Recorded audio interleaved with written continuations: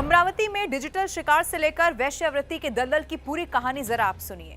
मोहम्मद अयाज उर्फ तनवीर व्हाट्सएप और स्नैपचैट जैसे प्लेटफॉर्म पर पहले ये लड़कियों से दोस्ती करता था और इसमें भी आप जानते हैं क्या, खास तौर पर नाबालिग लड़कियां इसके टारगेट पर होती थी और फिर उन्हें अपने प्यार के जाल में फंसा लेता था। उनको विश्वास दिलाता था कि वो उनसे बेइंतहा मोहब्बत करता है और फिर यहीं से ये गंदा खेल शुरू होता था। वो पुणे, मुंबई में किराए के कमरों में उनको लेकर जाता था और फिर यहीं पर उनके साथ यौन शोषण करता था और उनके अश्लील वीडियो रिकॉर्ड कर लेता था, जिससे आगे उन्हें ब्लैकमेल किया जा सके। आप सोचिए, 180 लड़कियां, 350 अश्लील वीडियो और फिर डरा धमकाकर उनके साथ दरिंदगी की ये पूरी खौफनाक दास्तां। सिर्फ यही नहीं है, इसका पूरा प्लान कैसे होता था वो समझिए। शुरुआत होती थी एक साधारण मैसेज से। सोशल मीडिया पर एक अनजान प्रोफाइल, एक फ्रेंड रिक्वेस्ट भेजी जाती थी और फिर धीरे धीरे बातचीत शुरू हो जाती थी। और सामने वाला क्या करता था, खुद को एक सीधा सादा, समझदार और केयरिंग लड़का बताता था। बातों में ऐसा अपनापन कि कुछ ही दिनों में दूरी खत्म होने लगती थी। वो लड़की की हर बात बड़े ध्यान से वहां सुनता था, उसकी परेशानियों में साथ देता था और उसे खास महसूस हमेशा कराता था। और फिर एक दिन यही दोस्ती प्यार में बदलने का दावा करने लगता था। लड़की को लगता था कि उसे कोई ऐसा मिल गया है जो सच में उसे समझता है, उसकी परवाह करता है। लेकिन यहीं से कहानी मोड़ ले लेती थी। आरोपी किसी बड़ी नौकरी या ऊंची हैसियत का झांसा नहीं देता था, बल्कि उसका असली हथियार यहाँ होता है भरोसा। वो रिश्ते को इतना गहरा बना देता है कि लड़की खुद ही उस पर पूरी तरह से निर्भर होने लग जाती थी। और ये सब कुछ आरोप लगाए हैं उन लड़कियों ने ही। इसके बाद वो मिलने के बहाने बनाता था, बाहर घूमने के प्लान करता था और फिर धीरे धीरे यहीं से लड़की को उसके सुरक्षित माहौल से दूर ले जाता था। एक बार जब लड़की उसके साथ अकेली होती है, तब वो पूरा खेल बदल देता था। भरोसे के उसी पल में ये आरोपी गुपचुप तरीके से वीडियो बना लेता था और लड़की को इस बात का अंदाजा तक नहीं होता था कि जिस इंसान पर उसने सबसे ज्यादा उस वक्त पर भरोसा किया है, वही उसकी सबसे बड़ी कमजोरी को रिकॉर्ड कर रहा है। आप जरा सोचिए। और फिर अचानक से पूरा खेल जिस टारगेट से किया जाता था, उसको अंजाम तक पहुंचाता था वही लड़का जो अब तक प्यार और साथ की बातें करता था। अब वो धमकियों पर उतर आता है। वीडियो दिखाकर उसे डराया जाता है और कहा जाता है कि अगर उसकी बात नहीं मानी गई तो फिर सब कुछ सोशल मीडिया पर डाल दिया जाएगा। इज्जत, परिवार, समाज, हर चीज का डर एक साथ उस लड़की के सामने खड़ा कर दिया जाता था।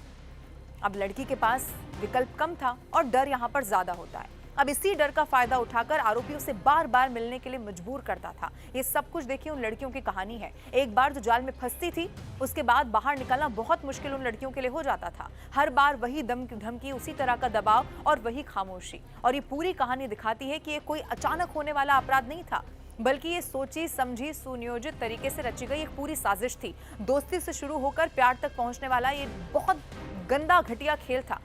दरअसल देखिए, एक खतरनाक जाल इसे कहा जा सकता है, जिसमें भरोसा ही सबसे बड़ा हथियार बनाया गया और फिर इन लड़कियों को आगे इसी तरह जिस्म फरोशी के धंधे में धकेल दिया गया। लेकिन इस पूरी कहानी का सबसे ज्यादा चौंका देने वाला मोड़ अभी बाकी था। इस पूरे खेल का पर्दाफाश किसी बाहरी जांच से नहीं हुआ, बल्कि अंदरूनी विवाद से हो गया। आरोपी मोहम्मद अयाज और उसके करीबी उजर खान के बीच पैसों को लेकर, जो उसका दोस्त था, उनके बीच पैसों को लेकर विवाद हुआ। अब उजर खान ही वही शख्स था जो इस पूरे नेटवर्क में शामिल था और वीडियो बनाने में भी उसकी महत्वपूर्ण भूमिका बताई जा रही है। जब दोनों के बीच टकराव हुआ तो मामला बदले की भावना तक पहुंच गया। फिर आरोप यह है कि उजर खान ने ही जो आपत्तिजनक वीडियो थे उनको सोशल मीडिया पर शेयर करना शुरू कर दिया। अब जैसे ही ये वीडियो बाहर आ गए, पूरा का पूरा सच सामने आने लगा जो अभी तक छिपा हुआ था। इसी के बाद ये मामला बहुत तेजी से फैल गया। हर कोई हैरान हो गया। लोगों तक ये मामला पहुंचा और पुलिस फिर हरकत में आ गई।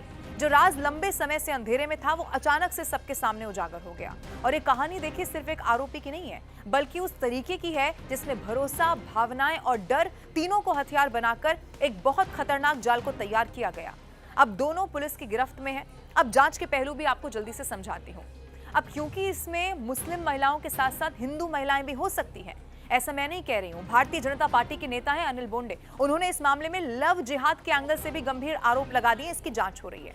हालांकि पुलिस जब जांच करेगी तो सामने आएगा कि इस तनवीर का संबंध किसी गिरोह से तो नहीं है, या कहीं बाहर से उसे इन सब के लिए फंडिंग तो नहीं हो रही थी, और कितनी लड़कियों को इसने फंसाया अभी तक, कितने ऐसे और अश्लील वीडियो हैं जिसको इसने छिपा कर रखा है। ये खुलासा होना अभी बाकी है। ये सवाल देखिए अभी भी है, लेकिन चूंकि जांच पड़ताल यहाँ पर होगी तो बहुत बड़े खुलासे हो सकते हैं। लेकिन सवाल ये सिर्फ एक आरोपी का नहीं है, ये सवाल उस भरोसे का भी है जो आज के यानी कि इस डिजिटल दौर में सबसे बड़ा हथियार बन चुका है।